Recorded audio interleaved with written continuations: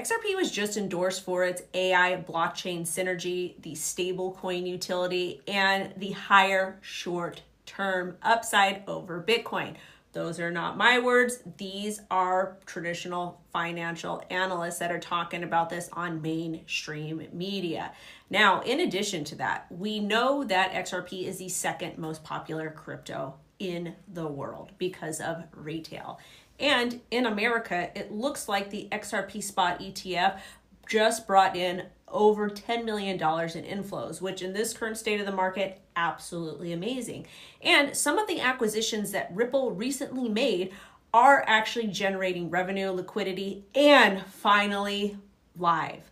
Here's the clip, and then we're going to talk about it a little bit more, even though you guys don't like any of my content when it comes to AI.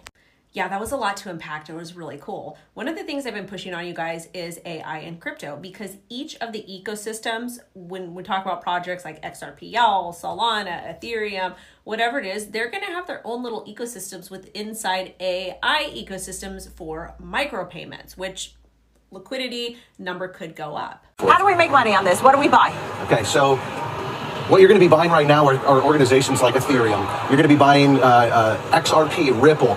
By the way, pay attention to the fact that they have integrated into banks. And so follow where the big money's going. As we're looking at AI, I mean, any of the big AI players are going to be around, right? It's just how do we actually get them integrated and what are the contracts that they're ultimately getting? And so I think that Microsoft is going to do pretty well in that space because they've got all the desktop items and everything else. Apple's going to continue to perform, especially if they can get a wallet and we can get more integration into the banking system. So I think that you're going to see variations of this move forward here into 2026 and to 2027. I think everyone's expecting a slightly different financial system coming. And so the answer to that is it's going to be stable coins, it's going to be cross-border transfers, it's going to be more efficient ways of doing things. And so a lot of these companies are not necessarily money, like Ethereum isn't money, it's the actual functionality of real-world integration and how it makes your life easier. Right, the chain of point A, point B, I don't know, the communication story. Absolutely. So whether some companies survive and some don't, that's not the story for Ethereum. It's getting everything across in that communication. Notable non-mention, you mentioned XRP, you mentioned Ethereum, notable non-mention was Bitcoin.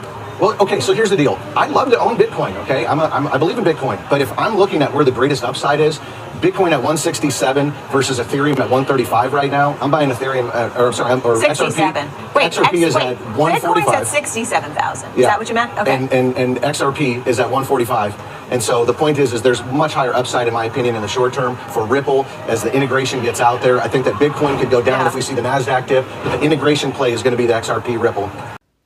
Now, another interesting thing this gentleman said was XRP price.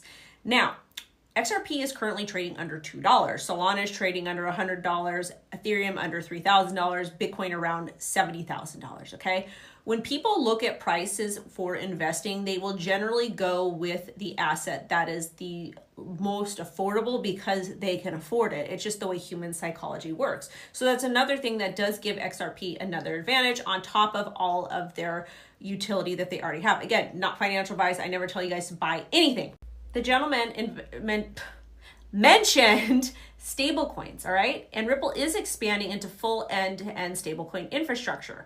And one of the upgrades that they just announced comes from two Ripple acquisitions, Palisade and Rail. And this is going to allow Ripple to position themselves as the single provider for cross-chain payments.